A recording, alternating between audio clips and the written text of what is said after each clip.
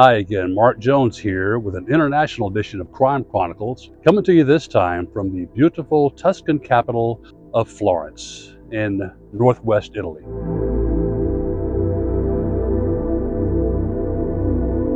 In this segment, we take a look at Italy's version of Jack the Ripper, if you will. This normally peaceful city was terrorized by a serial killer off and on for several years, actually from 1968 to 1985. And it also leaves, like Jack the Ripper in England, one of the most enduring mysteries in the annals of European criminal justice and murder.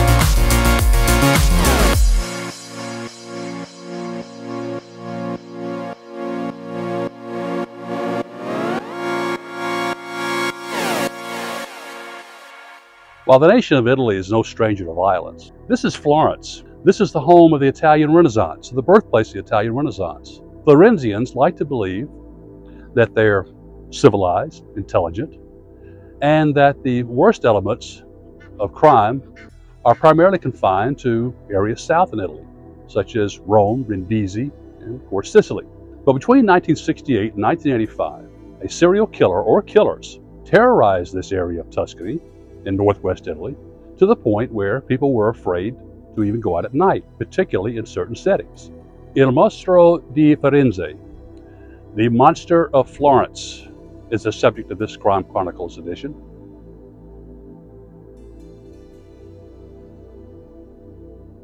In the early 1980s, it was typical for young Tuscan or Florentine couples to live with their parents, live at home until they got married, and very often got married relatively late, say in their late 20s, even early 30s. So if they wanted to have relations, if you will, as adults, mind you, they would go parking. And in the United States, parking, if you will, if you get the implication, is typically confined to teenagers, but not in Florence in the 1960s, 70s, and 80s. Young couples, unmarried, but adults, would go off into the hillsides outside Florence and park, and sometimes just engage in perhaps heavy petting, sometimes engage in actual sexual relations.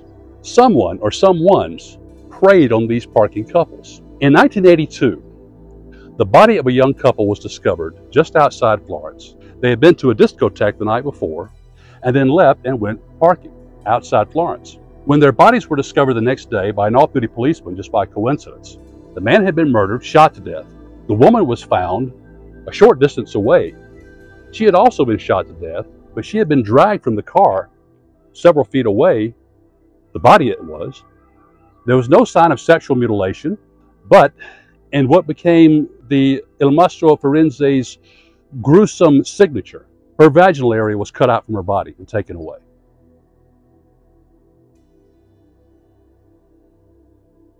Well, when authorities here in Florence and Tuscany got to investigate the case, the 1981 murder of this couple, they discovered a very strong similarity to an unsolved murder that occurred in 1974. Same MO.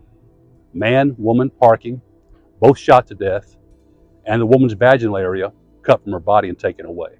So authorities knew they had the same killer or killers. In fact, the other resemblance was the bullet was the same. It came from the same gun, the same pistol. The pistol itself had a slight deformity, which made it unique. And therefore, it was easy to identify that both the 1974 murder and the 1981 murder came from the same weapon. An unfortunate aspect of all these crimes, and most of these crimes, except for the very last ones, were unfortunately Italian police officers were not very good about securing the crime scene. So the crime scenes from 1968 through the 1980s were trampled on by either well-wishers or curiosity seekers. Some would come to put flowers at the grave of the person, the site where the person was killed. This corrupted the crime scene.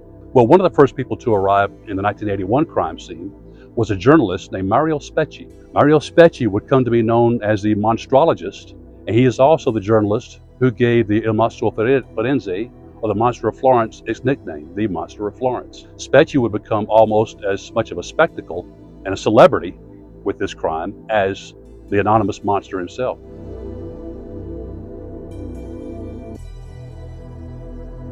Carabinieri and the local police thought they had caught a break, and they thought they had arrested the monster in the summer of 1981. They arrested a man named Enzo Spalletti. Spalletti was a known voyeur who spied on couples who were parking, and there was some evidence in his house that led police to believe that he perhaps was the man who killed both the couple in 1981 and perhaps a couple back in 1974. Spalletti was not very well liked by his neighbors. His wife even knew that he was a voyeur, and so he was arrested and jailed. The problem came when another murder occurred, very much like the two previous murders, while Spalletti was incarcerated. So there was little doubt that Spalletti, although not a very nice man, perhaps not a very good man, was innocent and was not the Monster of Florence. The murder that cleared Enzo Spalletti occurred in October of 1981. Very similar MO. Young man, young woman parking, man was shot to death, woman was shot to death, pulled from the car, not sexually assaulted, but her vaginal area was removed. And so the Monster of Florence was back. Police authorities were trying to get a picture of who this man was, or who these men were that would commit these awful murders. The monster was leaving his calling card. His MO was he would blind, if you will, his victims, having a light shined on them, and then shoot them while they were temporarily blinded. And then kill the man, kill the woman, drag the woman away, and remove her vaginal area. It was obvious that the monster had considerable expertise with a knife. This was done with a butcher's or a surgeon's precision. And so anyone who had a job or who was known to be handy with a knife became suspect. Well, one fortunate aspect of this case was the weather.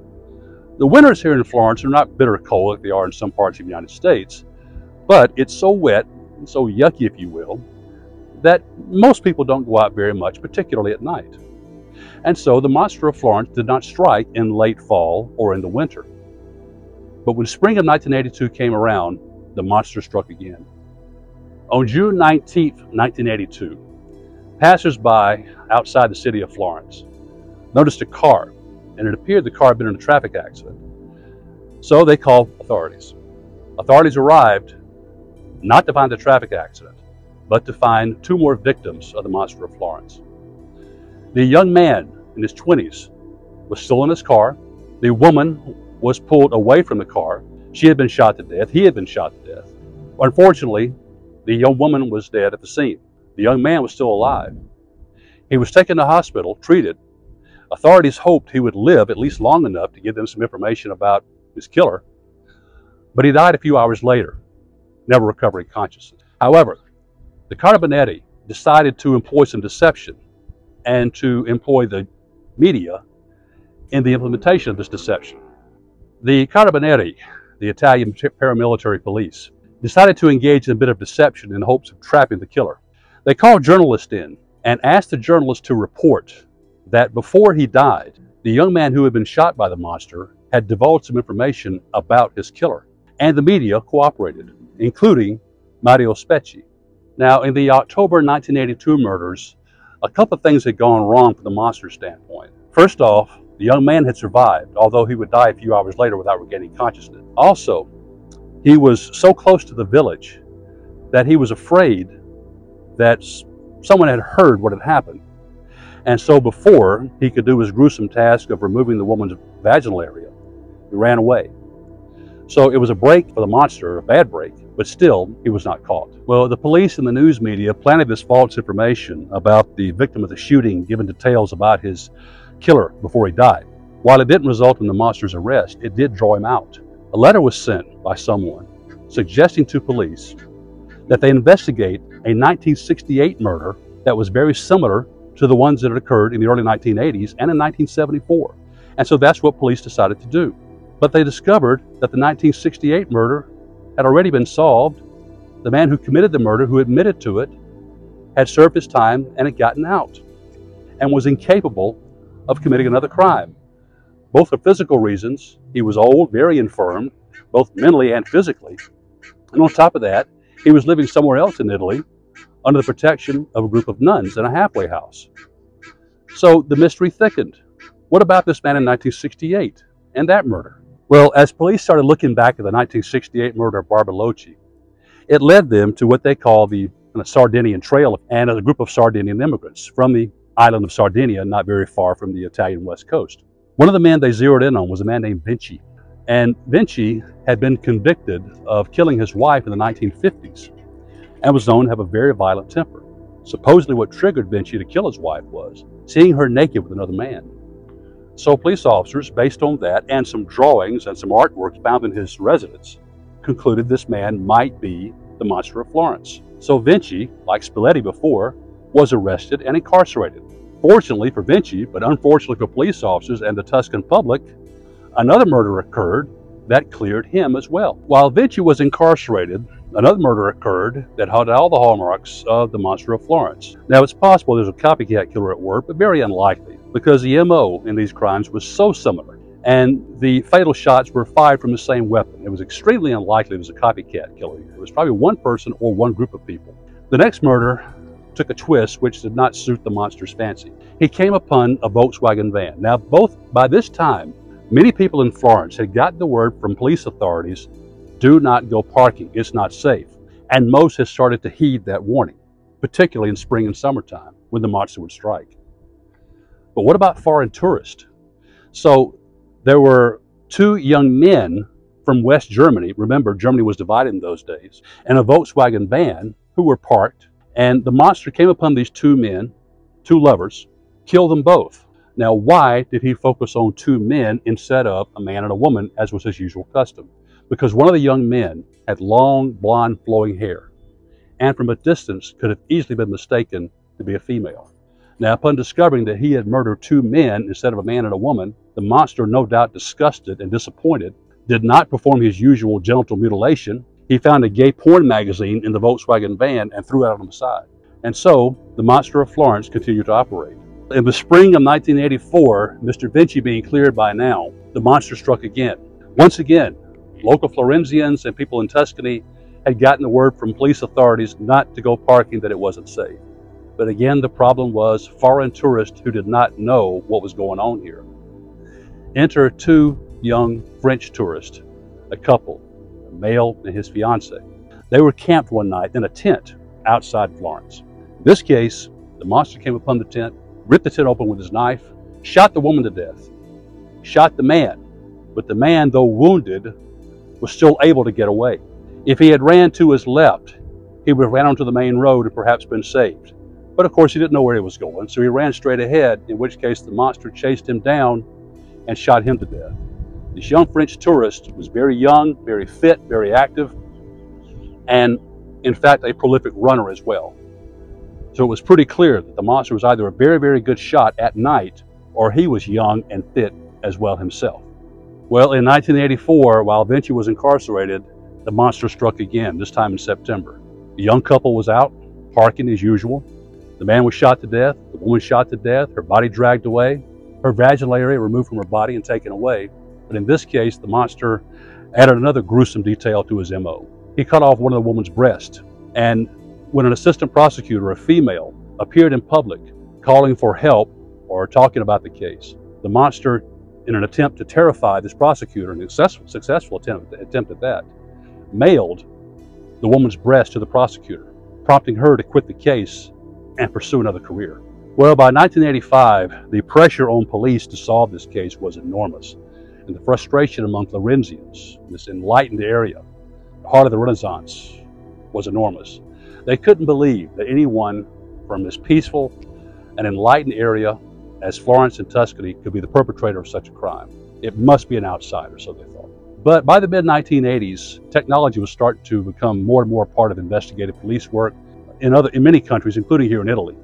So they employed computers and technology, and they start cross-referencing what known offenders were free during the time when the murders occurred, who were not incarcerated. What known offenders may have had the opportunity to commit a crime like this. The police zeroed in on a middle-aged man named Pietro Pacciani. Pacciani had killed his wife in the 1950s and had served his prison sentence for this. And they had also discovered some material in his residence that resembled the MO of the monster of Florence. Pacciani was arrested. Pacciani was convicted. Many people in the Italian public refused to believe this man could have committed the murders. By the late 1980s, forensic investigation in Italy had progressed to include the use of computers. So Italian police start using computers and work with the American FBI. Cross-referencing pointed to a man named Pietro Pacciani. He was tried in 1951. Seeing his wife naked with another man drove him to kill, and he was a peasant farmer, but bright and manipulative. But by the 1980s, Pacciani was around 60 years old and had health problems. He was short and strong, but also very overweight. Plus, there was no real physical evidence connecting him to these crimes. And on top of that, he could not have chased the young Frenchman through the woods, given that the young Frenchman was a young, very fit runner, and Pacciano by this time was an obese old man. But police officers searched Pacciani's house relentlessly. The local Italian police, the Polizia, after searching Pacciani's home, thought the 1968 murder weapon had somehow fallen into Pacciani's hands. In fact, they found a bullet in his garden. It was a perfect match with the other murders. Pacciani's trial began in April of 1994. It went on for over 6 months. On November 1st, 1994, he was found guilty and sentenced to life in prison for 7 double murders. But from the outset, doubts emerged as to Pacciani's guilt, and not just from the usual everyone is innocent quarters. One police official claimed that one of his colleagues had planted evidence in Pacciani's garden, that being the bullet. On top of that, police were sure the French tourists were killed on a Sunday night. Although not a very nice man by a lot of accounts, a very violent man, some things simply didn't fit. For instance, the young French man who ran away from the killer was very young, very fit, very strong, a very good runner. Pacciani, at that time, was in his late 50s, pudgy, overweight, lots of health problems. How could he have possibly chased this young man down and killed him? So there were many doubts about Pacciani's guilt from the get-go. Nevertheless, Pacciani was tried and convicted and was sentenced to a long prison term. But forensic analysis shows they were killed on Saturday night, based on food in their system, and Pacciano had an ironclad alibi for Saturday night. Well, Pacciani, as was his right, appealed his conviction, which is not unusual, particularly for someone convicted of a very serious crime. But this had a twist. The prosecutor, who helped prosecute the case, supported his appeal because he thought the evidence was not trustworthy. On the other hand, the monster had stopped killing while Pacciano was locked up, and police found pics in Pacciani's home of mutilated women. Pacciani's appeal was successful and his conviction was overturned, and so prosecutors start to retry the case. Another bizarre twist came along. 2 men confessed to helping Pacciani commit the murders. Their statements were deemed credible, and they were found guilty of 4 of the double murders. One defendant got life in prison, one got 26 years. Police believe Pacciani convinced his friends to help him, something very unusual for a serial killer who usually has no friends. But before prosecutors could retry Pacciani died from heart problems. Whatever secrets Pacciani had, he took to his grave. But the case wasn't over, neither was the investigation. In 2007, another suspect was tried and accused of taking body parts for satanic rituals, but that defendant was acquitted. Well, throughout the years this case was investigated and tried, it took a number of very bizarre twists and turns. One involved the journalist Mario Specchi.